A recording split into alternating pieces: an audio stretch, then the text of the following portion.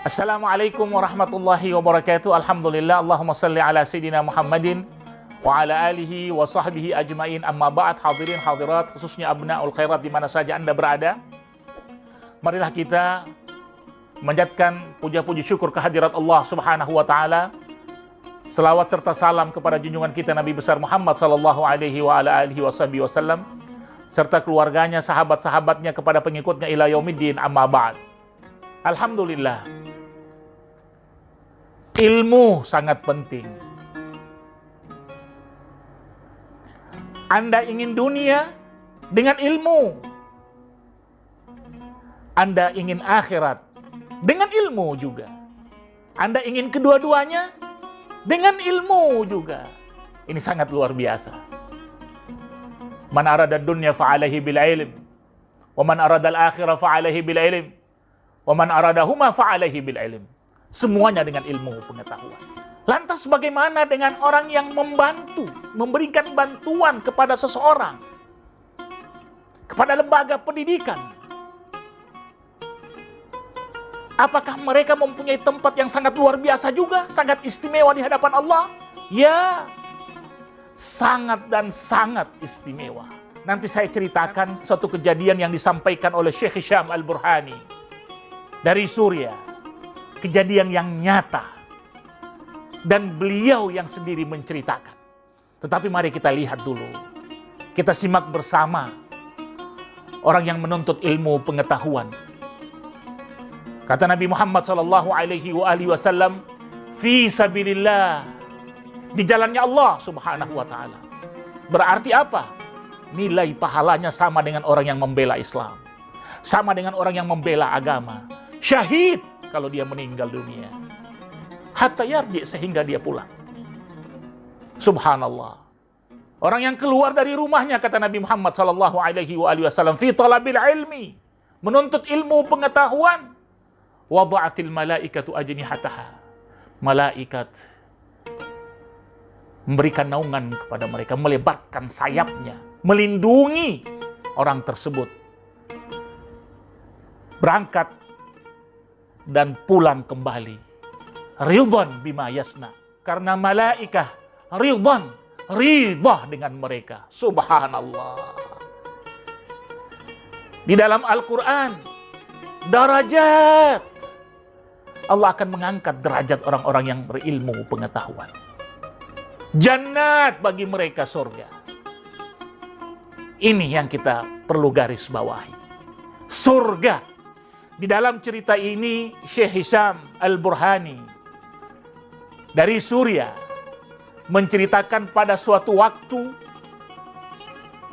ada seorang wanita datang di tempat penguburan massal, ketemu dengan seseorang yang kerjanya penggali kubur dan meminta untuk digalikan satu lubang, satu kuburan buat seseorang.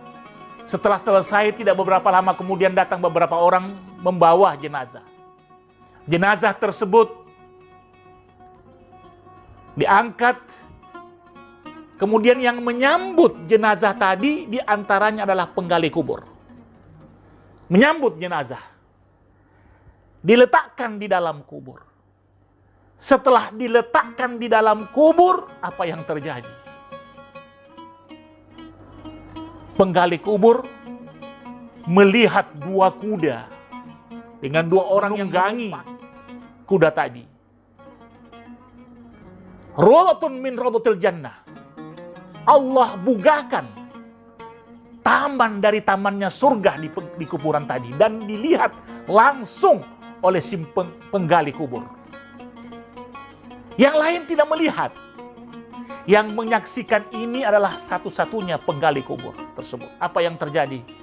Setelah penggali kubur tadi melihat surga dari taman-tamannya surga yang ada di dalam kubur, pingsan sang penggali kubur. Subhanallah. Setelah sadar, ditanya, apa yang terjadi?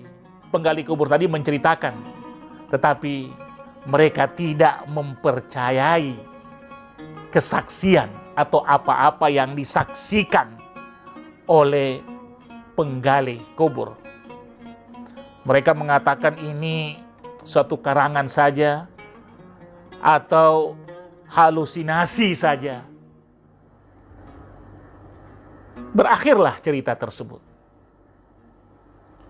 Kemudian beberapa bulan kemudian wanita itu tadi datang lagi menemui penggali kubur dan memesan satu lubang kubur untuk jenazah. Beberapa jam kemudian datang dengan beberapa orang dan mengantar jenazah lagi.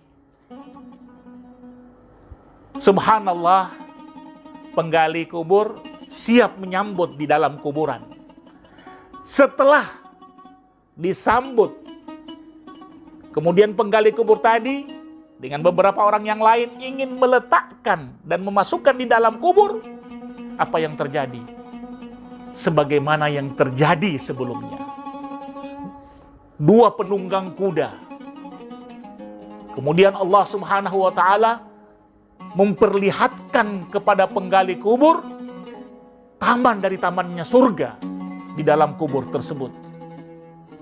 Kemudian dua orang yang menunggang kuda tadi membawa jenazah tersebut dan pergi. Yang pertama kali penggali kubur itu pingsan. Tetapi yang kedua kalinya penggali kubur tidak pingsan. Setelah selesai semua, orang pada kembali. Penggali kubur mengejar wanita. Siapa yang sebenarnya yang meninggal? Kata ibu, yang pertama itu anak saya. Dia menuntut ilmu, kemudian meninggal dunia di dalam penuntutan. Semasa dia belajar. Lantas penggali kubur tadi bertanya, siapa jenazah yang kedua? Katanya saudaranya, tukang kayu. Hasil dari usahanya dia berikan untuk membantu adiknya semasa pendidikan. Kata sang ibu, apa yang terjadi? Kenapa Anda bertanya? Lantas yang menggali kubur tadi menceritakan bahwa dia melihat jenazah yang pertama dan jenazah yang kedua semuanya dibukakan dan diambil oleh dua orang dan dibawa ke tamannya surga Allah Subhanahu wa Ta'ala. Itulah keistimewaan orang yang berilmu pengetahuan. Keistimewaan orang yang membantu dan memberikan bantuan kepada orang yang menuntut ilmu pengetahuan. Tidak sampai di situ saja. Setelah kejadian ini, maka penggali kubur tadi berhenti bekerja sebagai penggali kubur dan pergi ke tempat orang yang belajar di masjid. Di situ ada syekh. Masjid tersebut berada di Suriah. Namanya Masjid At-Taubah. Setelah sampai di masjid tersebut dan mencari siapa gurunya, siapa syekhnya, siapa ulamanya yang mengajar, ketemulah dengan seseorang. Dan dia menyampaikan ingin belajar di masjid bersama teman-teman yang lain. Kata alim ulama ini tadi, wah, Anda ini sudah berumur 50 tahun. Kenapa tidak dari dulu Anda belajar? Tetapi penggali kubur tadi mengatakan iya. Dan dia menceritakan apa yang sebenarnya terjadi dan disaksikan oleh penggali kubur tersebut. Setelah itu, kalau seperti itu, silahkan Anda belajar. Diberikanlah pelajaran pertama, qawaid, dasar-dasar dari bahasa Arab, kitab Ajrumiyah, sampai orang tersebut menjadi top dan salah satu ulama yang diperhitungkan di Suriah pada waktu itu. Namanya siapa? Namanya Abdurrahman Al-Haffar. Ulama top, ulama kaliber di Suriah. Asalnya apa? Asalnya Al-Haffar, tukang penggali kubur. Dan keluarga dari Abdurrahman ini terkenal menjadi keluarga-keluarga orang yang berilmu pengetahuan. Subhanallah, tidak sia-sialah orang yang belajar. Tidak sia-sialah orang yang menuntut ilmu pengetahuan. Dan tidak sia-sia pula orang yang membantu orang yang belajar semasa belajar. Di mana saja mereka berada. Membantu lembaga-lembaga pendidikan. Karena apa? Karena balasannya sangat luar biasa. Wallahu musta'an. Wassalamualaikum warahmatullahi wabarakatuh.